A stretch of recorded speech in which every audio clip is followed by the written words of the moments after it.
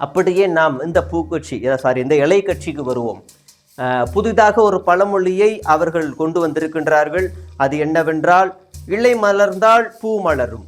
வித்தியாசமாக இருக்கிறதல்ல? இலை மலர்ந்தால் பூ மலரும். அந்த பூ வாகைப்பூ. அதாவது பழனி அவர்களுக்கு இருக்கக்கூடிய ஒரு மிகப்பெரிய சிக்கல் என்னவென்றால், இதுவரை 11 தோல்விகளை பார்த்து தொண்டர்களே துப்பும் நிலைக்கு தள்ளப்பட்டிருக்கக்கூடிய அந்த கட்சி மீண்டும், அதாவது சட்டமன்றத்தில் மீண்டும் தோல்வியை சந்தித்தால் அதைவிட அரசியலில் வேறு அசிங்கம் எதுவும் கிடையாது. அது மட்டுமல்ல, அந்த கட்சி இப்படி ஒரு அசிங்கத்தை வரலாற்றில் பார்த்ததில்லை என்ற அவமானம் வந்துவிடுமோ என்ற பயம் அவர்களுக்குள் அதிகமாகவே இருக்கின்றது. அதனால்தான் அவர் சுற்றுப்பயணத்தை 2 மாதத்துக்கு முன்பே ஆரம்பித்தார்.